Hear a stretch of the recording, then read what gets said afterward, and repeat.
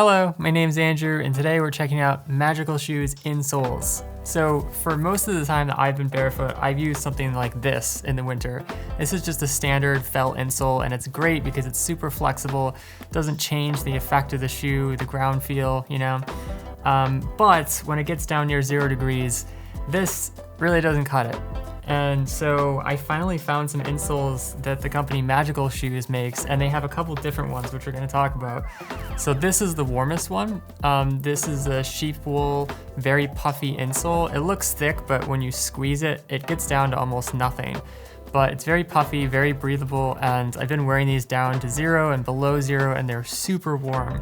And the thing I love about them is that you can take a thin shoe, like these Magical Chelsea boots that have, you know, almost nothing, and you can wear these down to like 0 degrees, you know, like even though they don't have a ton of insulation up here, as long as your feet are warm and it's not sucking out the heat from the bottom of your feet, you can get to like some pretty Arctic conditions.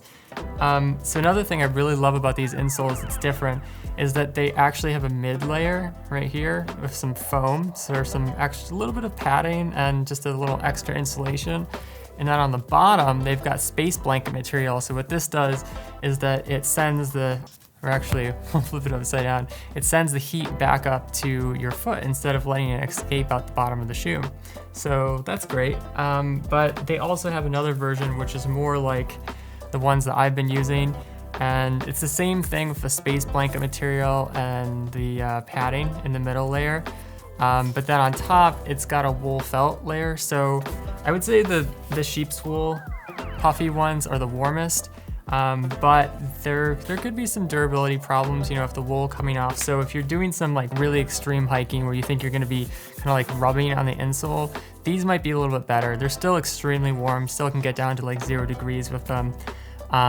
But yeah, if you're hiking, maybe even doing some trail running or any kind of, you know, stuff where you're gonna have some extra abrasion, these would be a really good option. So I'm gonna link all 3 of these insoles down below if you want to check them out. But if you have any questions about barefoot insoles or how to stay warm in the winter with barefoot shoes, just let me know in the comments. And thanks for watching. Catch you next time. Peace.